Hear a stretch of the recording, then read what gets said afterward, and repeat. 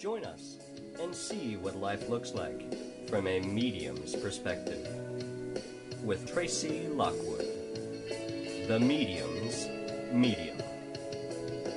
We'll explore the tools of psychic development, hear stories and experiences from the other side, and learn to listen to our natural intuition.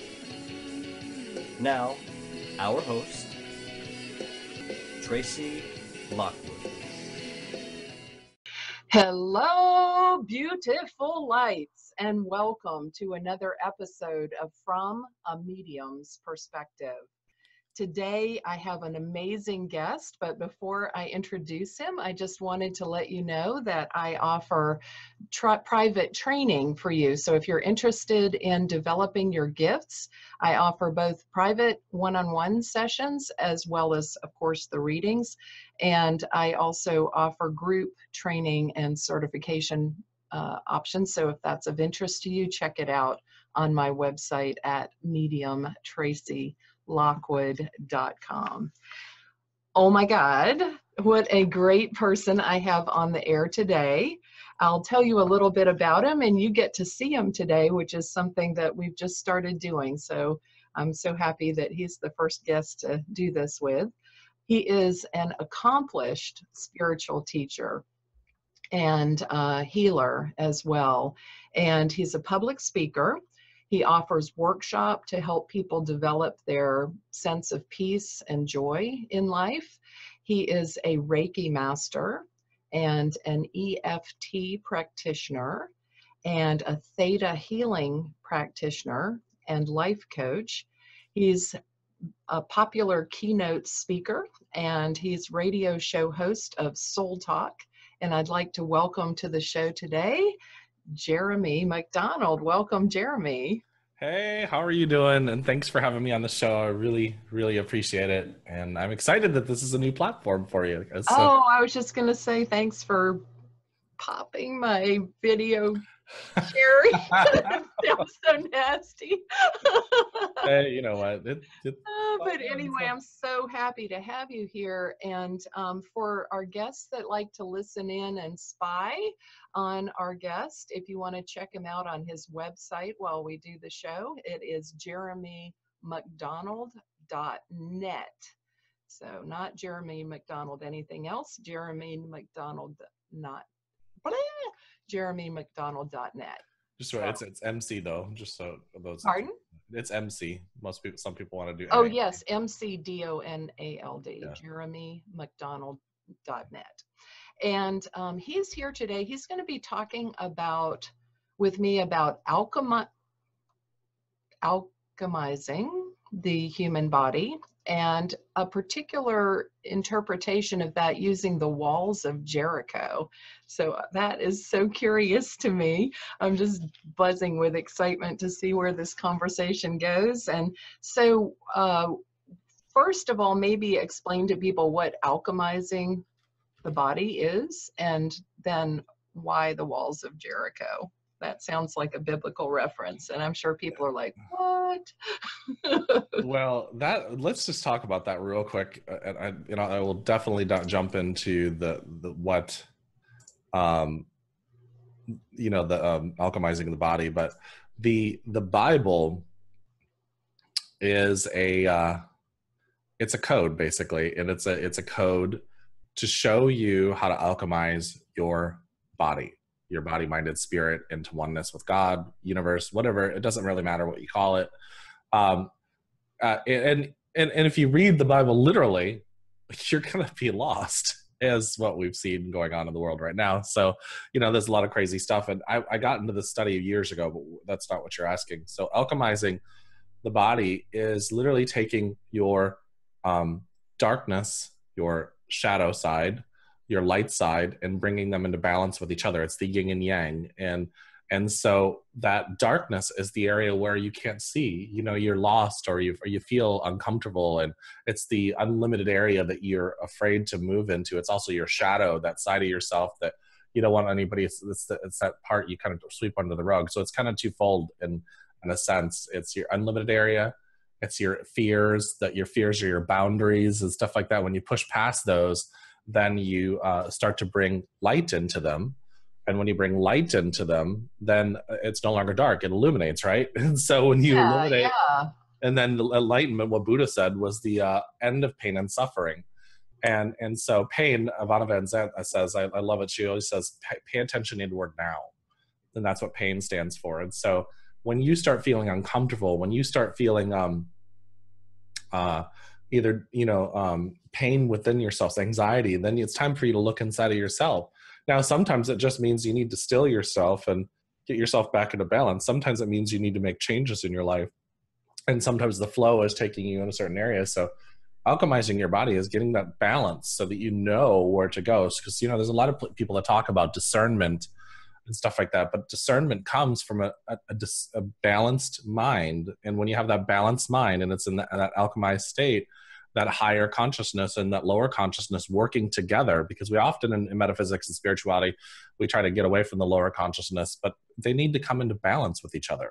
When they come into balance. I really like that point about stillness, because I think that's where perception begins. When I'm teaching mediumship, for instance, I'm always talking about get into that place where time stops, that very still place, because that's when our perceptions open up and we become both self-aware and then other aware as well. Yep. Yeah, and there's so many things where our bodies are filled. Well, first of all, we're programmed on what by our family members, our loved ones, our government, our television, or our teachers. They tell us based on their experience, how we should live. Yeah, we do that when we're growing up. Well, that's our environment. Yeah. And to us, that seems normal, or it normalizes those things, whether they're good or bad, or whether they're beneficial to us or not. They do seem normal. It's only when we break away and look back that we're like, whoa, that was weird. When we think of, I always think about, or wonderful or horrible or whatever. Yeah. And I always think about the 4 agreements. The 4 agreements says we do the best we can with what we have. And our parents and loved ones and all those teachers and, whatever, they're doing the best that they can with what they have. And so they're teaching you based on their experience. Now, when you become an adult, it's your choice how you're going to live. Yes. What happens is we still get caught up in this. No, I don't want to hurt my mom and dad's feelings. I don't want to live in this.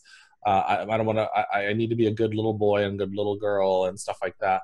And sometimes, I find that, even though parents are shocked sometimes, and they don't expect something, sometimes they end up being more proud of their children because they went outside of the box, as long as they're not hurting themselves, because parents, that's their job to protect their kids, right? So, right. So, but a lot of times I found that when somebody comes out and says, this is who I am, and this is being authentic, at first the parents are like, I don't get it, I don't understand. And later on down the line, you'll actually hear a parent say, I don't understand what they're going through, but I am very proud of them for what they're doing. So and I think a lot of the protectionism, even in conservative religious thought, don't do that, you're going to die and burn in hell, sounds like so judgy and so harsh. But from that perspective, I think that people are believing and wanting the best for the people that they care about. And they only know that. That's all they know. Yep. So work within that constraint or on that platform in their belief system. And it usually takes experience for us to change our viewpoint, although reflection can definitely do that too. I was very fortunate in the sense that my mother actually started studying metaphysics when I was a kid. Oh, how and left the church that I was raised in when I was like 15. I actually left later than she did. Actually, I think she left when I was 13 and I left when I was 15. So I stayed going with my grandmother for 2 years. And, and then I left. And so I had that where my mother was like ahead of me in a sense, as far as her awakening. And she was also older, and then became my teacher. of metaphysics. And so, Oh, how you know, interesting. yeah. I had a little bit different path. I, was raised Presbyterian, and then in my 20s, I explored Pentecost with great enthusiasm and had some wonderful experiences and did what I do now there, but just under different nomenclature. Yeah. And, my mom in these last few years is my only surviving parent. And she's just amazed me with her support of what I do. I think of, everything I've done in my life, it just seems kind of super special and Yeah. a little ironic that it would be this, talking to dead people, AKA dead people, or, talking about the extension of our being beyond the physical that would have captivated her pride and me and appreciation for what I do. And we have some wonderful discussions. It's very healing to me too. Yeah. Absolutely. Well, since we're talking about parents, that painting behind me is a painting of my mother's soul and spirit.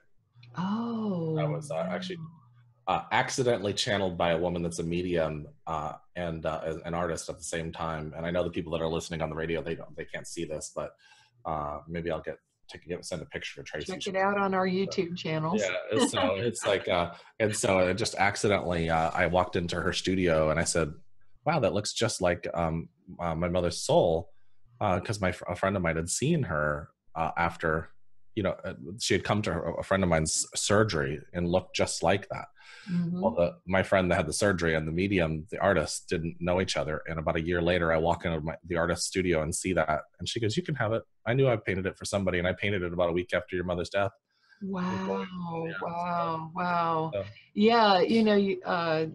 I like that you're talking about the image of their soul. I was just talking this week with someone about how, like, we're in the physical world and our body has these impediments. When we cross, we get a body that's an astral body that, is sort of a perfected version of this one. But then there's the mental realm where we have sort of more like our true soul body, and then of course other states of being beyond that too. And I've seen myself in that state, and I look a little bit different than I do now. So yeah, it's really cool. It is very, very cool to be able to see that.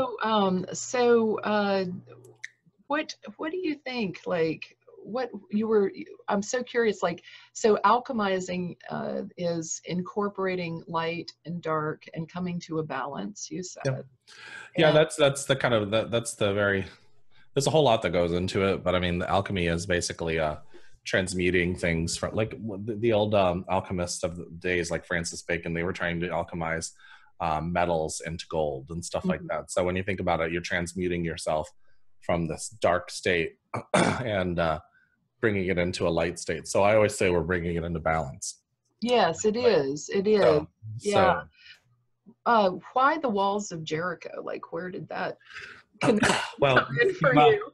because I was watching a lecture on the walls of Jericho, and then I went in to do study, because I usually go in and study afterwards because I want to understand it more. So I'm going to read Joshua chapter 6 verse 2, and then I'll kind of go into it. And it says, the Lord said to Joshua, see, I have delivered Jericho into your hands along with its king and its fighting men. March around the city once with all the armed men. Do this for 6 days. Have 7 priests carry trumpets of ram's horns in the front of the ark. The Ark of the Covenant that's a whole other story we'll get into. On the 7th day, march around the city 7 times with the priests blowing the trumpets. When you hear them sound a long blast on the trumpets, have the whole army give a loud shout, and then the wall of the city will collapse and the army will go up, everyone straight in. So, okay, so the 7 times, what do we have? We have 7 in our body, am I correct? Yeah. It's 7 chakras. And so we also have 7 priests in here. So the priests are the alchemy of the higher state, or the higher consciousness, and vibration or frequency. And they're also using the trumpets of ram horns. So ram horns music creates what? Frequency. Oh, yes. And so the wall of Jericho It is a metaphor for our veil. It is a metaphor for our limits, our doubts. And so God stands for goodness over doubt. And so we really kind of messed some of this stuff up in a sense. And goodness over doubt came from a friend of mine, because so, you know, and we've got these words where, like, we're afraid of the Bible, and no, you know, the Bible, of course, has been rewritten and all that stuff. And the Council of Nicaea, they put a lot of Bible scriptures are Sumerian, Egyptian, and old Kabbalistic texts. So let's just understand that. So at those canonizations, they basically took all these texts and put them together. Now, and removed some things too, and took some yes. things out and didn't put things in and stuff like that. There's all stuff in there, but you were never supposed to read these texts in the literal word, anyways. Even when they were Sumerian texts, you were supposed to read them, and they came alive for you. And so, if you look at the wall is this. We all have this veil, and we were talking about you becoming a medium. Eventually, once something cracked in you, and all these spirits said, "Oh, she can hear me." And so they started coming and talking to you. And so, and you know, and it happened with me as healer. And so, eventually something just cracked in me. I thought I was more of a psychic than I was a healer. And so, then one day somebody said, "Jerico, could you just use your energy? I mean, you're a Reiki master." And I'm like, yeah, sure, whatever. And it was never my thing. And then I put my hands on it. They're like, whoa, your energy is incredible. And so they were able to they had so much pain, they were barely able to move around, and then they could move around. And I was like, well, that's not me. That's all of consciousness flowing through me. And so, that was a veil cracking for me. It was an opening. And so part of the wall came down. And what was that? It's called frequency. It's like power versus force. We have different states of consciousness we get into, and that's frequency. And Power versus Force is a book, by the way. So just yeah. So is it one of the ones you wrote? No, I did not write that one. Okay. It's I gotta look it up for the author real quick. But that's okay. I'll tell you guys in a second what it is. And so it's called Power versus Force, and the author's name is David Hawkins. Okay. So if you guys are in, he talks about different stages of consciousness, like when you get into that love frequency and all that unconditional love. There's disparity, that's in lower consciousness, and all these are like emotions and parts of consciousness are still you. So if you're even way up here, the disparity is still a part of you. And so we want to say that we're away from that, and we're not. You're never actually away from it. It's there. So something can happen in your life major, and then you go back down into disparity. I mean, it happens. And so I wrote a book called Peace Be Still. There's been times since I wrote that book that I haven't been so peaceful, and I have to laugh and kind of smile at myself and say, well, another lesson learned. So yeah, but that's inspired messages flowing through you. I mean, that's the channeled work. And you know, we don't always retain everything that we receive in that state.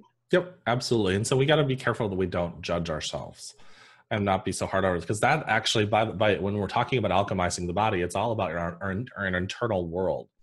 And this is the part that, go ahead. I was just going to say, I really like the scripture that you pulled for that, and it made a connection for me as well. And so I just wanted to interject that.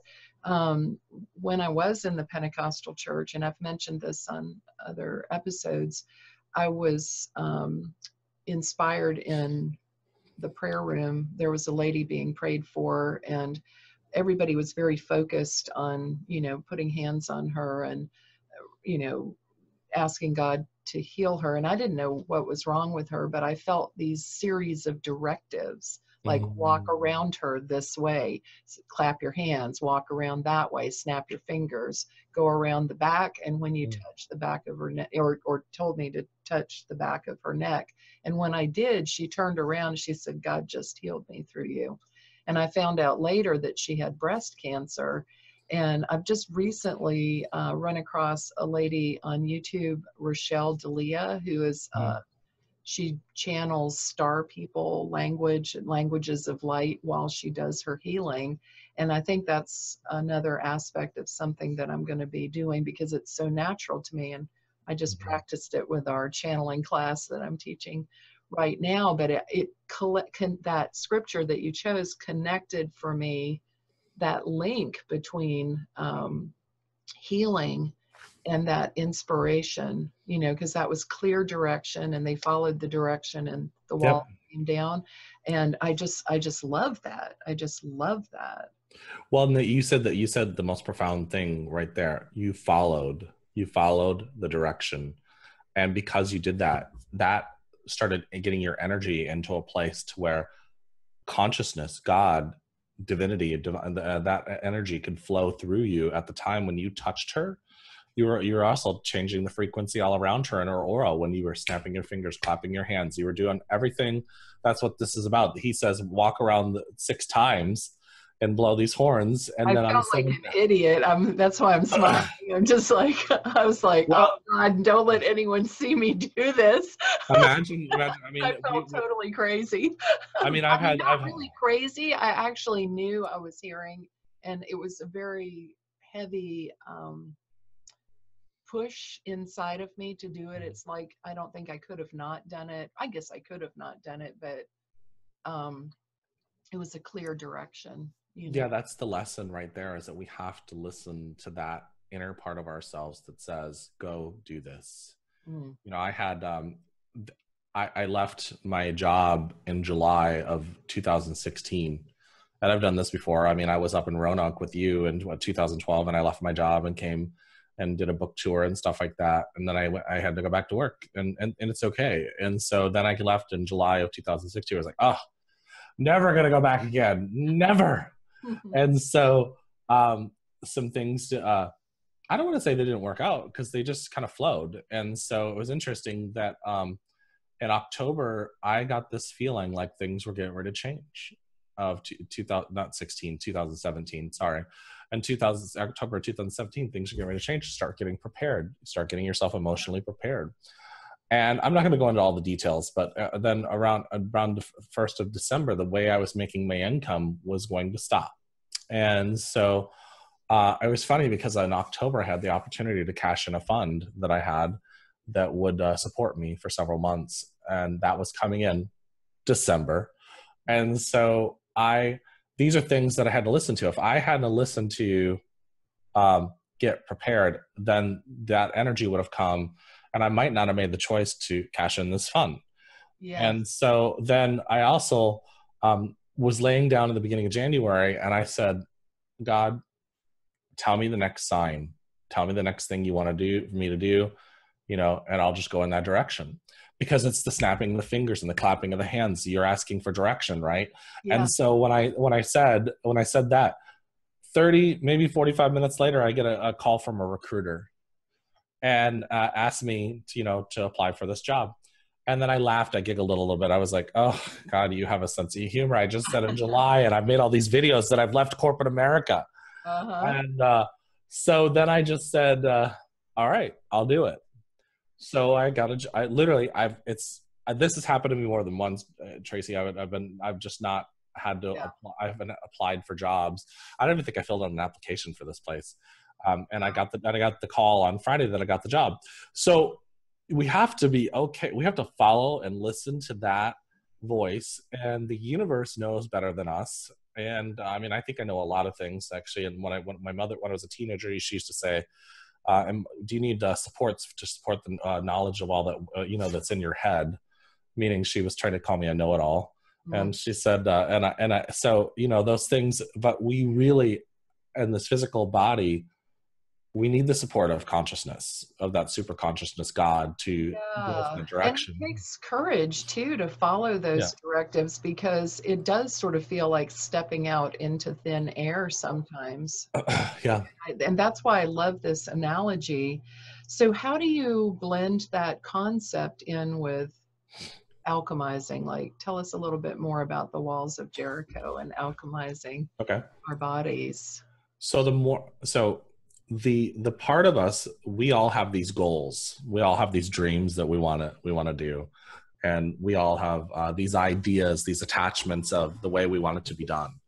And so, like, we might want to have a family. We might want to get married. We might want to have children. You and I want to be full-time in, the spiritual, metaphysical, realm and doing that, what we've been called to do. Our happy place. So our happy place. And so the truth is that there is a natural laws that basically says that things happen exactly when they're supposed to. And as we're setting those intentions, the universe is preparing us for that end result. And the other thing is, it says in our minds, we have this picture of what we want. And the universe says, hey, you think that's going to make you happy, but I'm preparing you actually for this. It's a little different, but way more. This one's going to make you happy. This one's going to knock your dang socks off. Yes. And we do that with career ideas, things, goals. We do that with the picture of the man or the woman that we think we want. We do that with, the ideal children and all that kind of stuff. We do that with whatever. It doesn't matter what it is. We just don't see it from the perspective. So, yeah, we just see it from where we are. So, yeah, that what you just did with your hands, that block or that tunnel vision, when we expand and say, "You choose for me," my divine plan is manifesting right now. When we say, that or better, you make the choice for me, because we think we're separate from this, and we're actually not separate from this universe or God or consciousness or superconscious. It is us. Yes. And so when we understand the whole point of that energy, absolutely, you're the epicenter for you. And so when you say those things like "you choose for me," and I let go, I release, I free myself. Basically, what you're doing is you're broadening your vision or your consciousness. And so then the walls start to collapse. And then what are you doing? Are you alchemizing yourself? Absolutely, because the more and more you open, interesting story, Jesus said, what did he say to the disciples before he knew he was going to be crucified, or he knew something was going to happen? He says, I'm going to be going back to the Father. Didn't he say that at when he had one of the last meetings with them?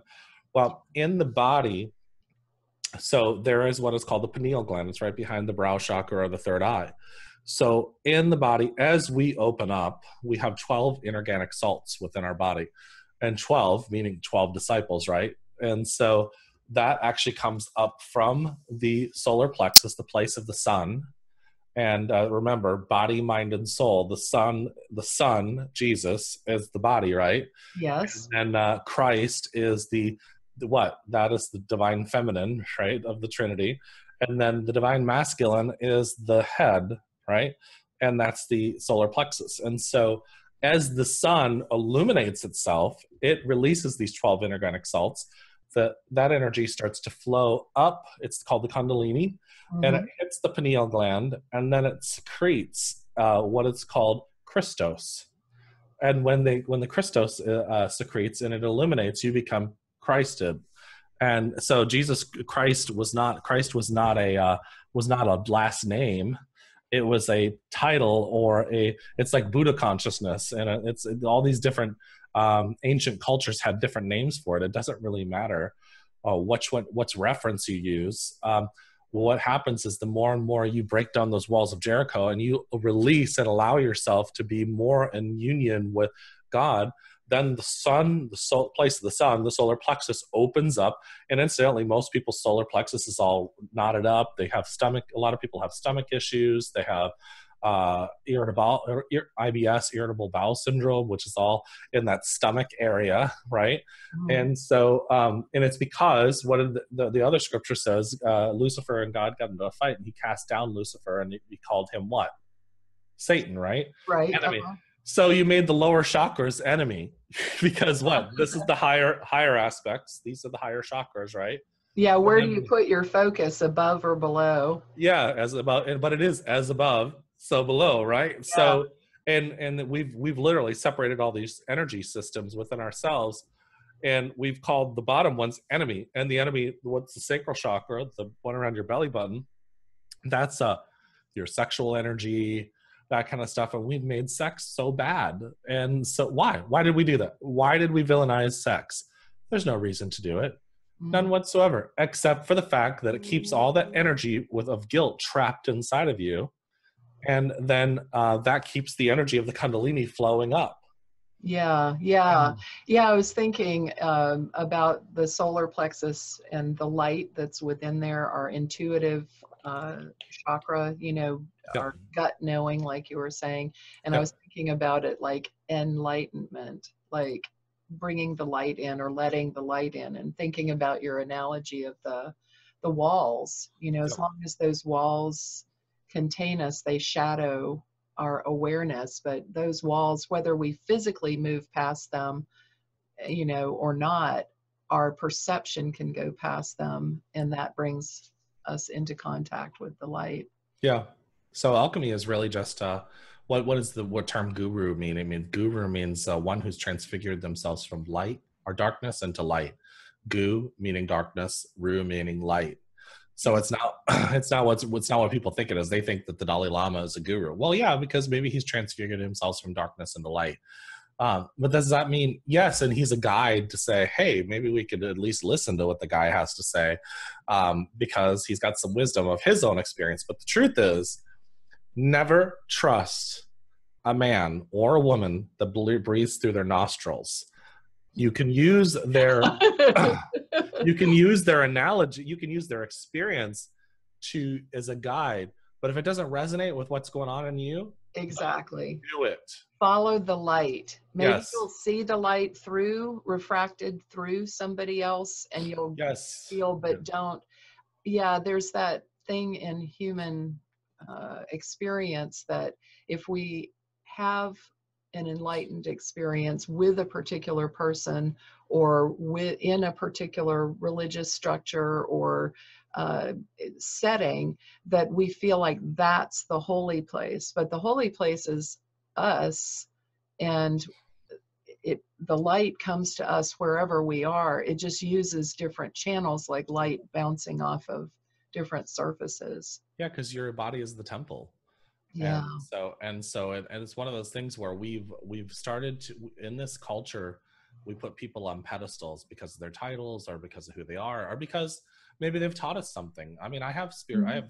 It's perfectly good to have gratitude and appreciation. Yes, absolutely. I mean, I have teachers. One that I talk to on I used to talk on a daily basis. Usually we talk at least once a week. Now we're really good friends. And I started to put her on a pedestal for a long, long time. And you know what ends up happening? They fall off the pedestal. Right. And so then you're disappointed, and then that blocks your own spiritual progression. So what happens is you actually are your own guru. You are your own Messiah. You are your own savior. And I posted the other day, because I have a group of people that believe in aliens, and I don't disbelieve it, because how could we possibly be the only beings in the universe? Mm-hmm. But my what this person said, the aliens or whatever the group was going to come and save us, and I thought, nobody's coming to save us. Nobody. We're here. We're going to save ourselves. And that really upset a bunch of people. They were like, no, that I find comfort knowing that Jesus is my savior. And I'm like, of course, yeah. And I'm glad that's your experience. But it's not the end of the experience. Yes. It's not like let's say you had a wonderful experience and it helped you break your walls down and see the light. That again is up to us to continue to stay in the light, to follow the light, to go into the light more and more. Yep, absolutely. And the Buddha and all those ascended masters gave us footsteps. Yes, in a sense. Templates because that's a little rigid, but yes. Well, and we don't want to get caught in any type of dogma. Dogma is saying that this is the only way. And I think that's where we missed it. I mean, when you really honestly find spiritual texts and read all of them, anything that comes to you, don't just go buy a bunch of books and just start reading the ones that resonate with you. And trust me, they're and this is a lesson I'm having to really learn even deeper. Never get stuck in definites. Don't say I'm never going back to corporate America. That's like throwing the gauntlet down to the universe and saying, it's like sending a vibration like, really? Never? Yeah, never. Well, we'll see about that. And the other thing is that I love the Greek skeptic. The Greek skeptic says, never draw a conclusion in a sense and say, this is the only way. And Right. the reason being is because the skeptic says, the true Greek skeptic, not these naysayers, that is not a skeptic. Hmm. A Greek skeptic would say, well, that seems very interesting, and that's very fascinating. But the reason why they never draw a conclusion, because they know the second they draw a conclusion, that it's going to limit them. Yeah. So, Yeah, so that's really good. That's really good. Yeah, a lot of people think a skeptic is someone who just says it's not possible, but yeah, that itself is a limit. no, that's not And a that's skeptic. not a true skeptic. A true skeptic is always open to And they're understand. always asking new questions. They're always Yeah, asking more and trying to discover more. yeah. So, you know, Beautiful. So, so what's the consequence if we, first of all, how does one alchemize their body? And second, how does that affect us? Like, what's the result of that? so I have found that from my experience, find your own way, but this is my experience. Meditation, meditation and study, and meditation to me being the number one. Mm. And so, uh, and you know, and I know some people are out there sinking in their chair and say, "Oh, but I just can't meditate." Listen, let me tell you something. I started meditating in 1996. In 1996, I would have been 22 years old. And so I was not able to get beyond a decent meditation, a very deep meditation, until 2005. Mm-hmm. It took me 9 years of practice of just doing exactly what I told everybody, or I tell everybody. I started off with a candle flame, and I would just burn that candle flame, and I would just stare into the flame. That's all I would, and I would breathe. That's all I did. I didn't do there was nothing fancy to it. There was no oming. There was no be sitting in a certain way. I just literally sat on my couch and stared at that flame and breathed. That's all I did. And I started off with 5 minutes. And so, and I did that probably for years. And then I got a CD called Holosync. Mm-hmm. And so that was able to get me into a very deep theta level of meditation. And now, you know, it's 2018, and I can meditate up to 6 hours and be in that theta level of consciousness. Now, I Yeah. obviously don't have always 6 hours to do that. So, you know, I say, you know, start off with 5 minutes and breathe, and 30 minutes of every day, eventually get into 30 minutes, Yeah. and use that time not only to breathe, but also to contemplate your day. And so So, much can shift in just a few minutes. You yes. know, even in 5 minutes or 10 minutes or 15 minutes, if you just allow it and just Yeah. relax into that silence, And, there can be a tremendous amount of wisdom that comes. And I was thinking about you saying like reading sacred texts, and I think everything speaks. And yeah. so sometimes that sacred text could even be a bumper sticker that brings a message Yep. through to you. You know, and Movies. people wonder, is that just a coincidence that I saw that after, you know? No, it's not. There's synchronicity in the universe. Yep. The truth will surface irregardless. Right. And don't sit in your house, you know, and get out and meet people. You don't have to go out and spend tons of money. Go to a coffee shop, go get a drink at the happy hour and talk to the person next to you. Mm-hmm. And then, you know, go spend some time at the library, you know. Mm-hmm. You Or need, observe people, even if you don't talk to people at the yeah, coffee shop, just be and just yeah, watch and just yeah, observe. yeah. And it's really just you getting out there and being involved. And so what ends up happening is that there's this part of you that's going to say, I need to go in this direction. I need to go do this, and follow that. And so that's what the 5 minutes of every day is. So you can calm your mind and really feel that. And so, and don't allow yourself to not be anything. If it resonates with you, do it. I'm 43, getting ready to turn 44. I've had people tell me that I maybe go out too much, and I'm like, well, for the past 6 months, I've been having a lot of fun going out, and so, and I won't you don't have to justify yourself to people. And so alchemizing yourself is being authentic to who you are at this particular time. Now that could change in 2 months. Yeah. That's probably going to be changing because I'm going to be working. And so I'm not going to be going out quite as much. And so, but at the same time, my best friend, who Tracey knows and met when we came up to Roanoke, Justin and I, he just graduated from college. So we've been going out and celebrating him graduating from college. And so, and he's younger than I am. So it's one of those things that you have to be authentic to the place you're at that particular time. And Yes. so, well, what happens is a lot of us just go home and we sit in front of the television, and there's a part of us that wants to do more, and we're not doing more. So you're not being true to that part of yourself. But there's also times where we're going to go too much, and we maybe need to be at home watching television. So yeah, well, I was just going to say, sometimes meditation, sometimes TV becomes our guided meditation. So you sometimes it does too. Yeah.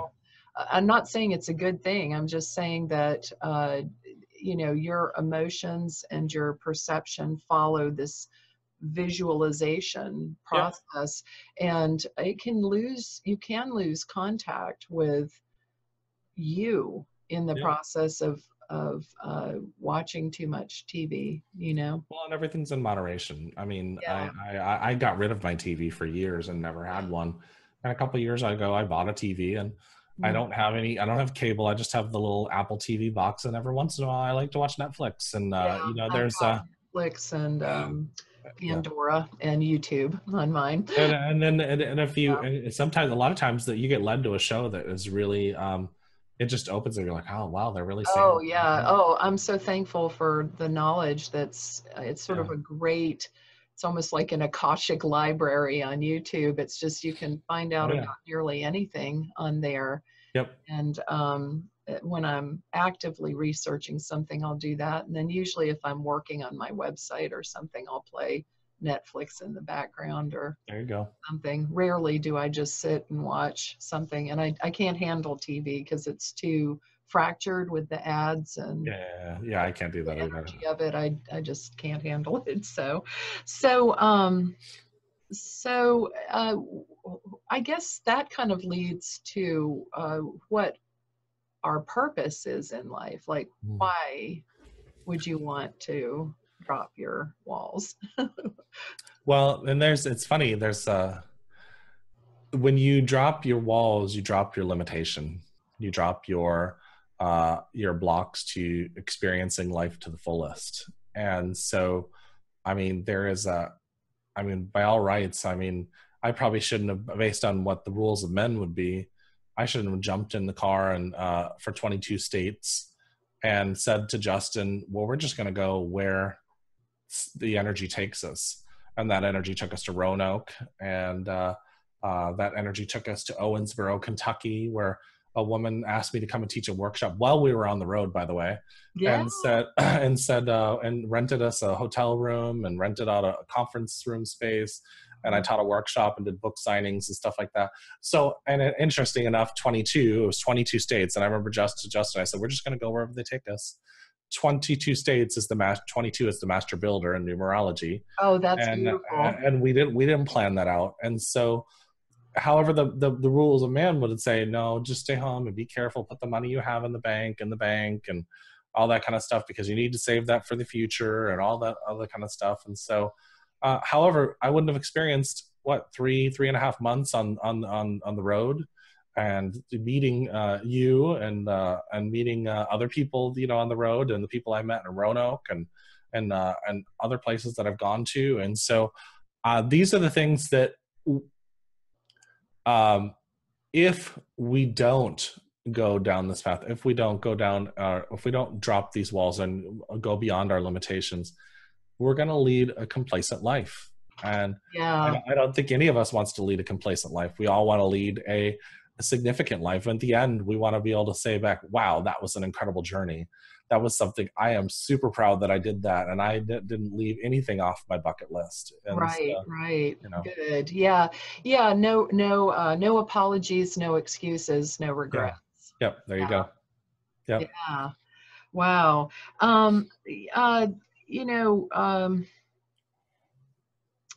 I was just thinking, you know, people have, you were talking about light and dark. And so that kind of brings up the question about, what's your thought on evil, like true evil? Like, what do you think about that? I think evil is a part of our part of who we are. This is my experience with this. Have I ever had evil thoughts? Yes, I have. When I've been hurt, I've done some not so nice things, like I think all the rest of us has. We just don't want to admit it. Now, are they truly the things that you know? Have they gone? Have they crossed the line? Probably not. Mm-hmm. But evil is really, oh, you got your puppy, you got your baby, and so evil, if you really turn it backwards, is live. So, and if you turn the word around, that's interesting. Yeah, because as we live, we experience, and as we experience, not all of our experiences are comfortable, or you know, they can be very hurtful, some of the things, and that does bring out our survival skill. It does move us down that chakra line to connect with some of our lower vibrational thoughts. Well, yeah, let's think about that too. So let's think about one of the 10 Commandments says, "Thou shalt not lust after thy neighbor's wife." Mm-hmm. And I mean, is that really about your neighbor's wife? No, it's not about that at all. Now, we can use that metaphor, and we can say, if you're lusting after anything that somebody else has, you could go one of two ways. You could literally lust after that, and let's say it is your neighbor's wife, and eventually you start an affair with your neighbor's wife. Let's say that happens. Could that be deemed as evil? Or bad? Depends on your perspective. It depends. From a husband's perspective, it might just be evil. And that could be. It depends on your perspective. Or you could look at that lusting, and you could say, well, wait a second. Why is it I'm looking at her? She is beautiful, and I love a lot of things about her. But like we were saying earlier, God says, you may really like that and think that's what you have, but I got something over here that's going to knock your socks off. Right on. And then you look at him and say, that or better. Yes. And you're not saying that she's not amazing, because she is amazing. You're just saying that she's married, and obviously she's not going to be all there. And then, well, you're not even saying anything, because you're just saying to the universe, that's the idea of what I think would be great. And God said, okay, now I have an idea. Well, I already knew what you wanted anyways, but now I'm going to give you something and even better. And so that's the choice. That's the half glass. That's the glass half full or half empty. And so what the evil mind does. And so those are people that are going to be listening, and they're like, well, he doesn't get evil at all. And I'm like, okay, so let's go into the deep and nitty gritty here. So there's evil. There's people hurting children out there. There's people that committing genocide in the world. There's people doing some pretty nasty things that we don't need to talk about on a show about being positive. But but the truth is that those people that are doing such darkness, they have through lifetimes made choices. They had made the choice to not live, and made the choice to go into those dark and stay in that darkness. And then throughout lives, their soul, their light and their soul started dimming and dimming and dimming and dimming and dimming to the point to where they think that what they're doing is right. That's what a sociopath is. Yeah, I think too, like, I've often thought about the 10 Commandments, and many people look at it like a rule of do nots that's, you know, just restrictive or, you know, silly or whatever, but it's sort of like the parent that says, look both ways before you cross the street. Don't cross the street without looking both ways. It's really intended for our highest good, those rules, because if we do them, then we become them. Yes. And if we become them, then our connection with ourself and our connection with others is impaired. Yeah. For instance, do not kill.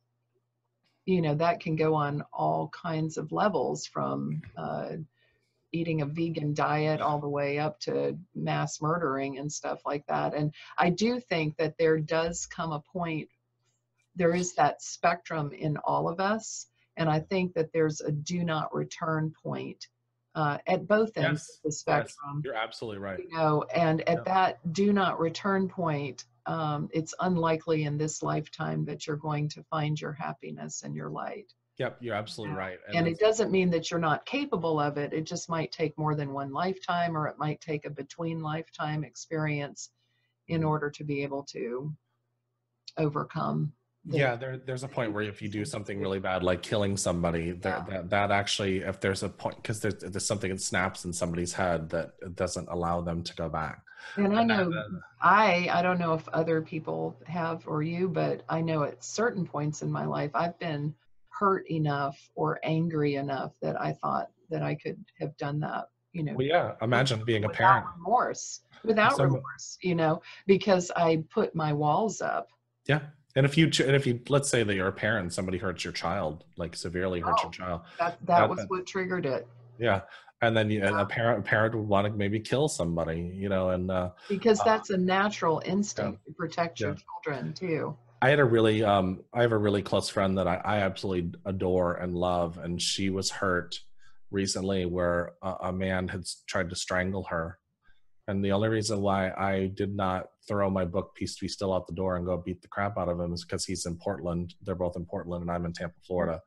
And I was that mad that I was like, no. But so, looking back, if we act on those baser instincts, not only we have to live the consequence of them. Yes. You know, I've damaged a friendship that was a lot. It meant a lot to me because I allowed my anger to get out of control over a silly behavior that probably if I had the emotional courage to sit down and have a transparent conversation with them, we'd probably still be friends today.